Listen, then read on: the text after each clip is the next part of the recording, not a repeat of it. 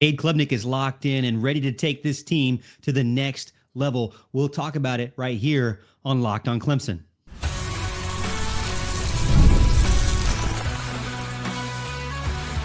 You are Locked on Clemson, your daily podcast on the Clemson Tigers. Part of the Locked On Podcast Network, your team every day. What's up, Tiger fans? Morgan Thomas here, Clemson fan, Clemson grad, host and producer of Locked on Clemson, part-time host and producer over on 105.5 FM The Roar. Thank you so much for making Locked on Clemson your first listen every day. We're part of the Locked on Podcast Network, your team every day. Big salute out there to the everydayers, the heartbeat of the show, the ones who ride with me Monday through Friday, no matter what.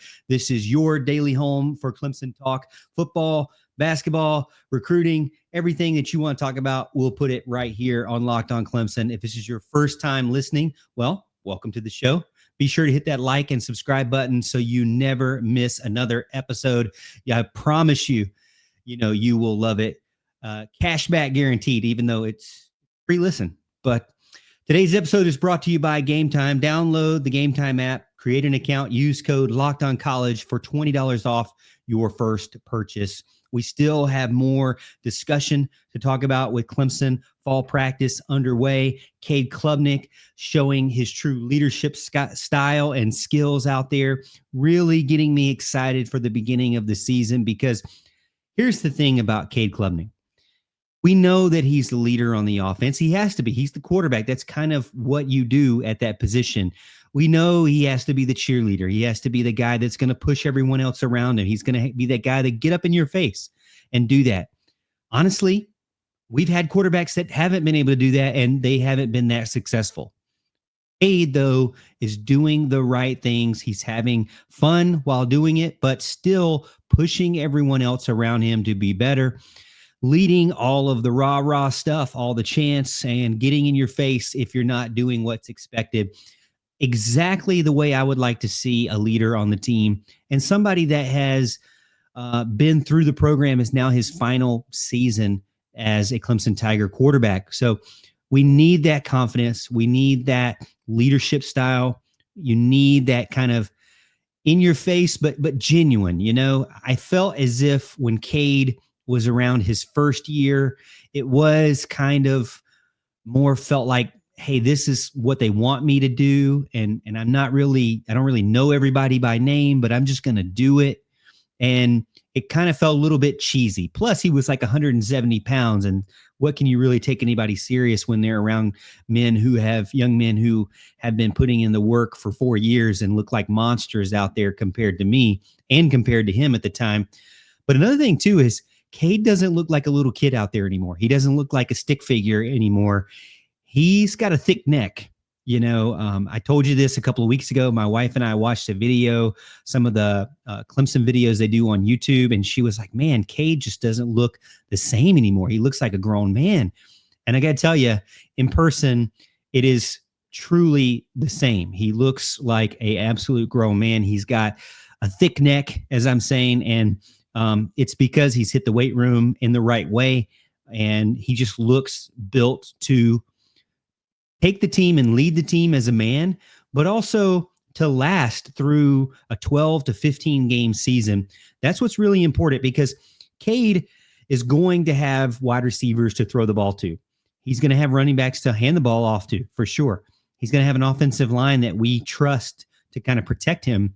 But Clemson's offense always needs a quarterback who can not only throw the ball down the field and hand the ball off when needed, but can make plays themselves with their feet. And, Clemson, their offense and the style that Dabo wants to do, he wants to have an agile quarterback who can move around in the pocket, but also escape the pocket and move downfield, and not just to run out of bounds, but to move downfield and go take somebody out and get an extra yard or two down there. We saw that transition last season with Cade, and I think you're going to see even more of it. He just feels like he's truly, to the point, built to last, and he's doing all the right things verbally and what you want to see, but he's also done the right things for himself personally. When you see the commitment that it takes to kind of get your body to that level and to that look, it's not by accident. You know, you don't just do it by going to McDonald's every day. Even though I'm calling myself out on that one. But I'll tell you, he's put in the work, he's got the game plan, and he's followed what the nutritionists are telling him, what the coaches are telling him, what the weight room, the strength and conditioning guys are saying as well. And it's infectious. Cade, it's not cheesy anymore. You know, you feel it. Guys like Tristan Lee are taking it serious. They seem to respond to him in a leadership tone. In his tone that he gives them. And then Elijah Thurman, a guy who's younger, also admiring him, also listening and hanging on what he's saying. Antonio Williams out there feeding off of that and challenging his group as well. TJ Moore, you know, when things weren't right, I mean, he'd get in his face and then it was like they expected that, you know? So it just felt like everything was more natural for Cade than anything. So the energy and that transfer, again, is infectious, whether you're a 300-pound offensive lineman, whether you are a superstar wide receiver, to be able to take direction from a guy who's your age or maybe even younger than you in some cases means a lot, because once you get to that point, regardless of age, regardless of experience level, to where you command respect from those above you and those beside you and those younger than you. That's what I think really puts Cade among one of the best quarterbacks in the country. Now, what will it take for Cade to become a Heisman Trophy winner? What will it take for Cade to possibly even be a first-round draft pick? Because I talked about this on the radio with Walt today. Can Cade be a Heisman Trophy candidate, but also not a first-round draft pick?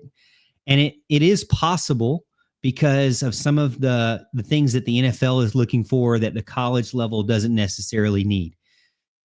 And a lot of it has to do with his arm strength, as Walt was saying. And I agree with that. You know, Cade does have areas where he's not the best quarterback we've ever seen at Clemson. You know, I think Trevor Lawrence, all around, top to bottom, was the best quarterback that we've seen at Clemson so far. Deshaun Watson being after that, and then Cade being probably, honestly, close to third, if not third, behind those two guys. And I don't know how close he is to those two guys, but he's up there with a talent level. But I can understand why he would be kind of held back from the NFL perspective. We might have to see more of him throughout this season.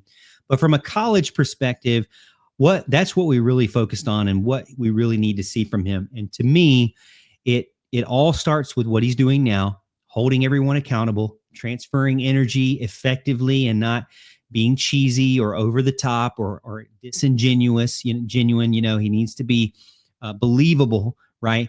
And build that chemistry now with everyone around him, whether it be his big time targets to the outside or those offensive linemen or running backs and everything. Confidence matters. Leadership matters as the season continues, because they have to buy in now and really focus on everyone holding each other accountable to get to that next level that Clemson needs. And the next level for Clemson, to me, is winning these big games. You know, as much as I love to argue with LSU fans or South Carolina fans or anybody, the truth is that they have lost. They did lose their biggest games of the season last year. You know, even though they still only had one ACC loss, they lost the hardest ACC game they had. They lost, the playoff game, and they lost their 3 SEC matchups as well, even though those SEC matchups to me were some of the more challenging teams to face, and they weren't, only one of them was at home.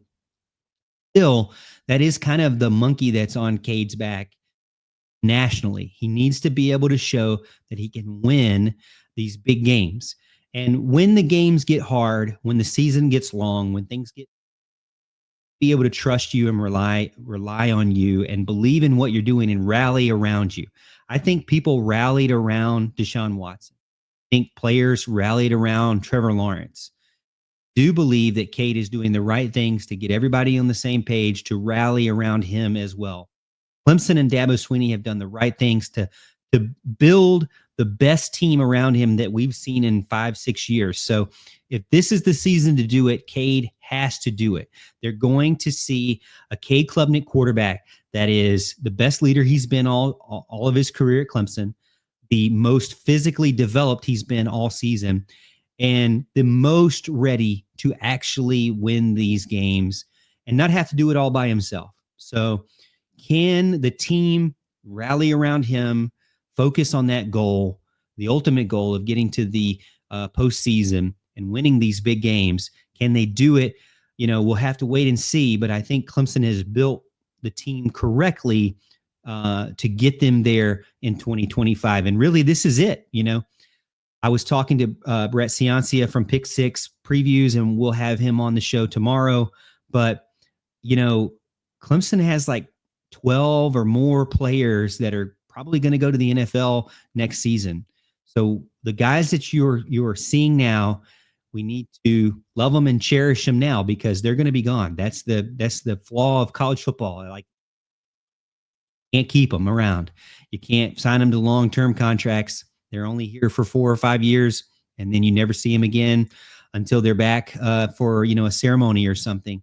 But you only get a limited amount of time, and this is it for Clemson. Dabo's going to be resetting under a new quarterback next season, and under a lot of new players on the offensive line and in other spots as well. So this is it for Clemson to really make that huge push towards the postseason. Coming up next on Locked On Clemson, I'm going to continue talking about things I'm seeing with Tom Allen and what I'm saying is the tackling culture for Clemson football on the defensive side.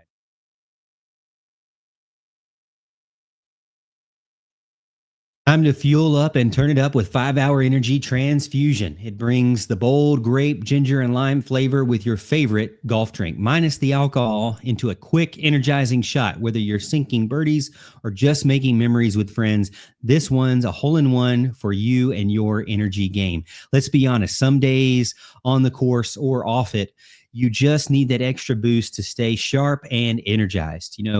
A while back, I was playing with some friends and we were playing golf. And, I'm telling you, it was a long one. The guys challenged me. The course challenged me, and I didn't think I was going to make it through. But I came through. We all had a laugh. We all had a good time. And then we shared a 5-Hour Energy. I had some in my bag, so I shared one with some friends. And it made the game get by a little bit faster, made me have an extra, boost. And I keep a transfusion flavored 5-Hour Energy in my bag for that back nine going forward. Golf is all about good times with good people, good flavors, and of course, the grape ginger lime flavor that gives you the best parts of your clubhouse without going to chase down that beverage cart. You go over to 5hourenergy.com today. That's the number 5hourenergy.com. You can use my promo code Locked On Golf to receive 20% off your order. This offer is only valid until September 30th on one order and cannot be used with other promotions. The code is not good on subscription orders.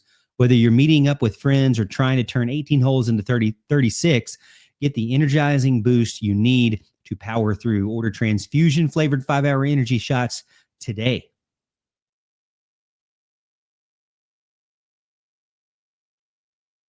Tom Allen, I think, is going to be the talk of the town until fall season starts. And I think one of the big things is, can he be that guy that fixes the defense? One thing I see from social media is, well, Clemson has all the same players, and you brag about Clemson having all the same players, but if they have all the same players, they're just going to really be terrible like they were last season. Well, first of all, they weren't terrible, at least on offense. They were one of the better offenses in the country, total offense wise. They were top passing offense. I believe they were top 10.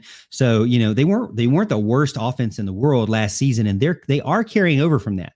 So, as much as you want to say that Clemson struggled and they still have the same players, that is true, but it isn't true, right? Because the thing is, you do have a lot of continuity with Clemson, but guys are going to continue to develop. That's what college football is all about. That's what this stage of football is all about. They haven't reached their maximum potential. And one thing that could be holding you back, whether you want to admit it or not, is style of coaching. Not only style of coaching, but, game plan, positioning, scheming, putting you in the right position. having the right players on the field. If you ask any Clemson fan, did Wes Goodwin have the team in the right position to be successful? A lot of times he did not have the scheme in the right spot, and did not have the players in the right spot, did not have the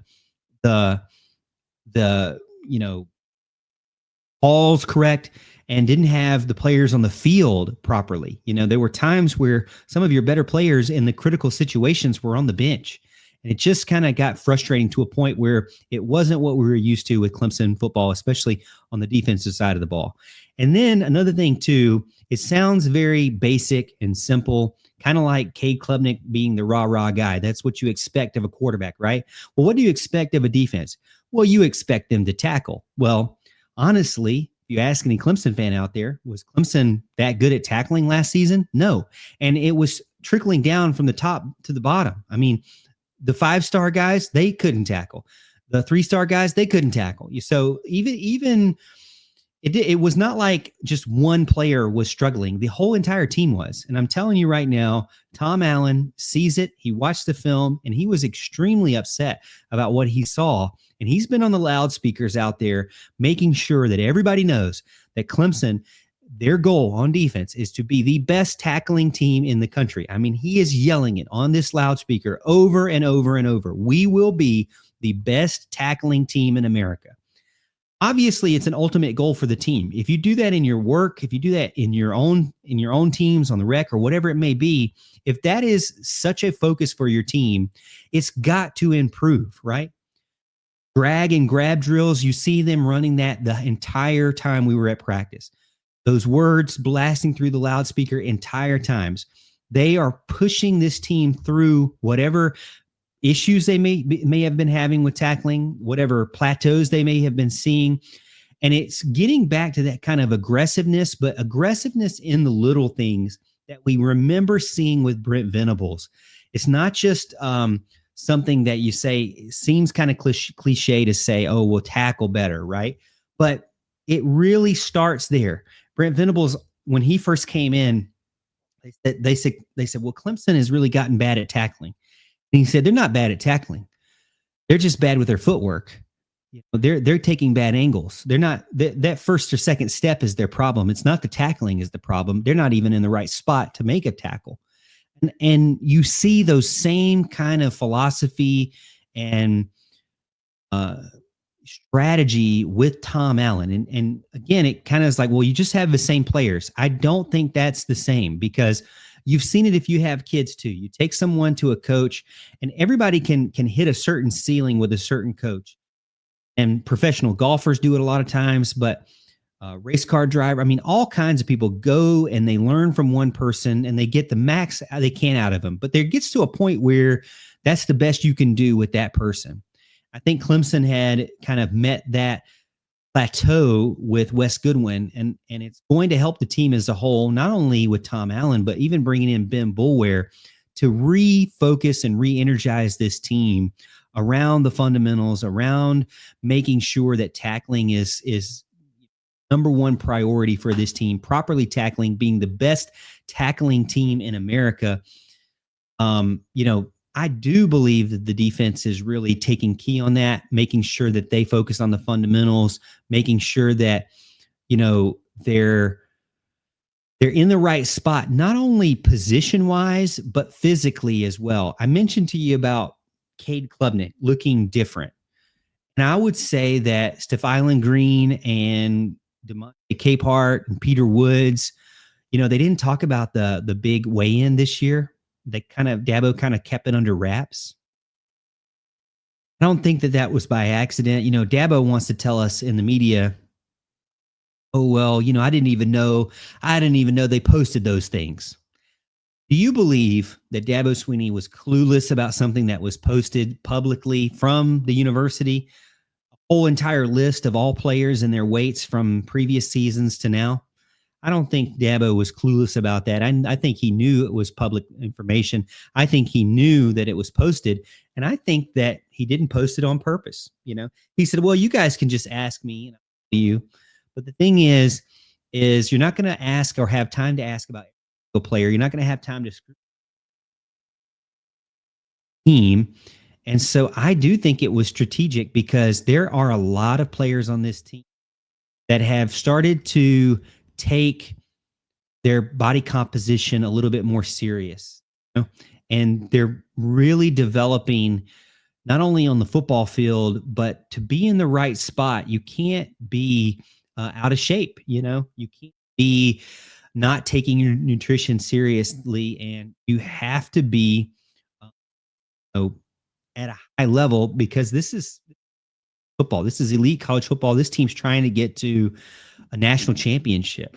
So you have to be able to take everything from what you eat to how you move your feet to how you grab and pull for the tackles and drag. Those are all things, and it's the little things. And again, it's like, well, you have the same players, and that is true, but the same players aren't with the same focus anymore. There's a different kind of focus. There's a different kind of desire out there. There's a different kind of feeling with this team, and there's a nastiness and there's an accountability level that is more than just these fancy slogans. Again, I can tell you with all honesty, 2 years ago, Cade, when he was out there doing his like leadership stuff, it looked cheesy. Now it doesn't look cheesy. Same thing with this Tom Allen stuff. If it's someone else, anyone else, and I'm not going to call out old coaches or anything like that, but you can say the same thing differently and it register differently just because of how you are saying it and how you are meaning it, how your tone is, and also how serious you are holding them accountable as a coach.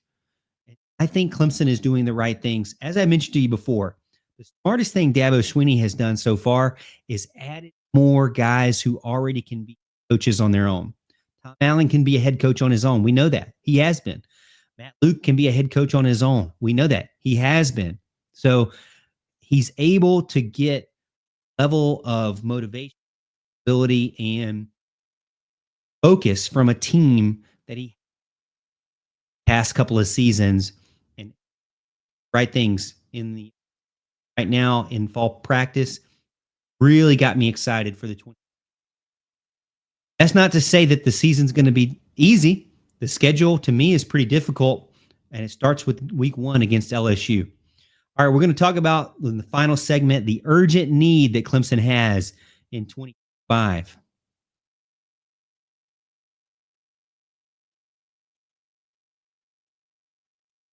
We've all been there, logging on early and waiting forever for concert tickets to go on sale, only to lose your spot for a show that you've been dying to see. Live music should be about making memories, not dealing with the stress of ticket. That's where Game Time comes in. Game Time makes getting concert tickets faster and easier than ever. Prices actually drop as it gets closer to showtime, so you can save up 60% off killer last minute deals. I'm the guy, I told you this already. I'm last minute. I was last minute for both national championship games that I went to, and I'm telling you, I regretted it. But if you really want to go watch a show, go over to Game Time. They bailed me out many times. They bailed my friends out many times. You'll love the app. It's easy to use. You can see right how much you're going to pay. No hidden fees, no stress, and the tickets are in your pocket, and you have more money in your pocket so you can go get take the guesswork out of buying concert and show tickets with Game Time. Download the Game Time app. Create an account. Use code LOCKEDONCollege for $20 off your first purchase. Terms apply. Again, create an account. Redeem code LOCKEDONCOL dollars off. Download the Game Time app today. Last minute tickets, lowest price guaranteed. What is that urgent need that Clemson has in 25? Well, I think one thing that we've seen from Clemson is that they are doing the small things to team ready for the season. And I'm hearing things out of camp from offensive line that Matt Luke has kind of told people that told his group that, they don't have a lot of time left to get ready for the season. And it's really important to me too, because you really don't have a lot of time to get ready for LSU. You're not going to have those mistakes that you afford to make when you're playing against someone like your team, like a Furman or something that's kind of a starter game, right? Somebody that kind of gets you ready for the or Massachusetts or someone that's just not as difficult of a team. Now, there are definitely games out there that you will have, and Clemson has those in their schedule. But immediately out the gate, you've got LSU, and Clemson has some difficult games throughout the season. So you have to have a sense of urgency to begin the season out ball to not only get your offensive line ready to go, but as Dabo Sweeney mentioned in his press conference, he wants to get 10. I told you I see 7. Add in Brayden Jacobs, you can probably have 8 at this point. So Clemson is looking for 2 more guys that can make an immediate impact on the team. For me, I don't know who that would be. It's very difficult to say starting out this early. Someone like an Ian Reed? Could it be someone like a Easton Ware? Could it be, as I mentioned last show, like a Dietrich Pennington that we just never have seen ever? It's hard to say who's going to be that ninth and 10th person in the rotation for the line. And also, to me, I'm a little bit still skeptical on my end of who to say it would be, because I don't think they really necessarily need that many offensive line. But at the end of the day, Clemson's offensive line, is it the best offensive line in the country? I don't think it's the best offensive line in the country. It'd be hard to say it was, considering they have nobody we think first round draft pick. But does Clemson need to have first round draft pick offensive linemen to have a national championship type season? For me, the answer is no. There have been many years where they've gone to the national championship game and won those years, but they didn't have anybody on their offensive line that went in the first round. Actually, I went back and looked at all of the draft picks that Clemson's ever had. They've never had an offensive lineman drafted in the first round. I believe the best that they ever had was Jackson Carman. He was 42nd overall in the second round. So Clemson's never been able to get an offensive lineman in their history of their program. So I don't hold them accountable to that, because they've still had success on get into the national championship scene even without that. And maybe it's a little bit harder. I don't know, because of the playoffs and stuff like that, but there's still have been a playoff. It's just maybe one extra game that you have to play. But Clemson, 1 or 2, I guess, but Clemson doesn't need that. For me, when they made it to the national championship game, kind of offensive line did they have? Well, they had a very tenured offensive line, had a lot of guys that made it to the NFL, and that a lot of them are still in the NFL, but they weren't first round draft picks. Does Clemson have that right now? They do have guys on the team, maybe 3 guys on the team could be in the NFL. Will they be superstars in the NFL? Maybe not. Will they be first round draft picks? I doubt it. But they need a few guys that are experienced, that this is their last season, that they can move on to the NFL. They have that. Clemson has that. They have guys that can be best of their conference. Well, yeah, I think they have that too. They have offensive linemen that can be.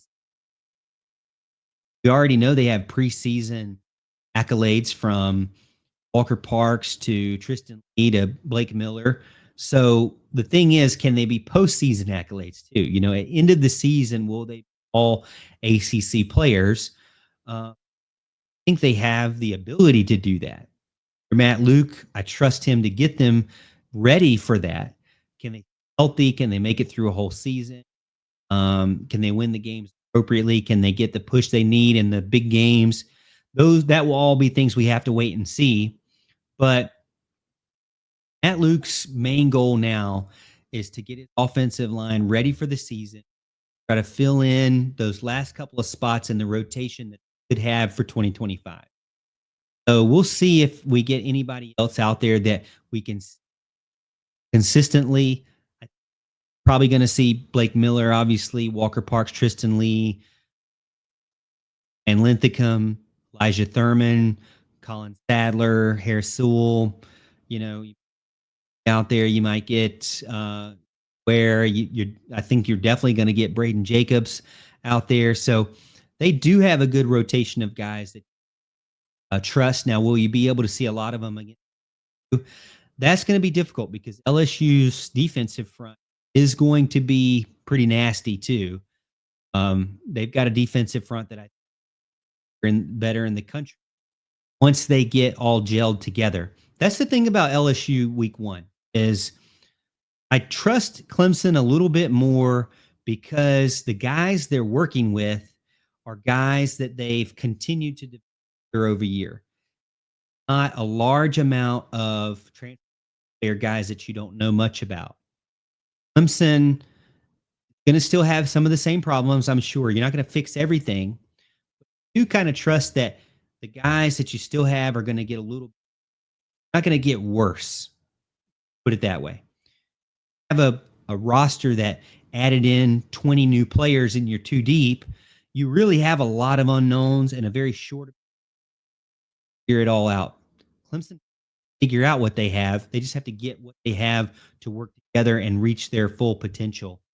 So I do feel like that's what gives them an advantage at the beginning of the season. Now, if LSU and Clemson were to play later on in the season, I'd be even more concerned about that continuity because I think it would be one of the better teams in the country, get all on the same page.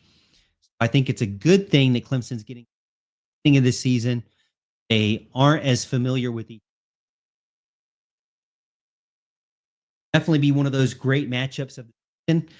To me, this college football season has a really good first teams right out the gate with Clemson, LSU out there, and I can't wait to get ready for it. We're now at August 4th, and just 26 days away from that first game of the season. Hey, thank you so much for making Locked On Clemson your first listen today. For your second listen, check out the Portal Show. My friend Brian Smith has the latest rumors, portal entries, and signings. Be the most informed fan of all the changes to the college football landscape. Find the Portal on YouTube or wherever you listen to podcasts. And as always, Tiger fans, we'll see you tomorrow, and we'll see you at the top of the hill.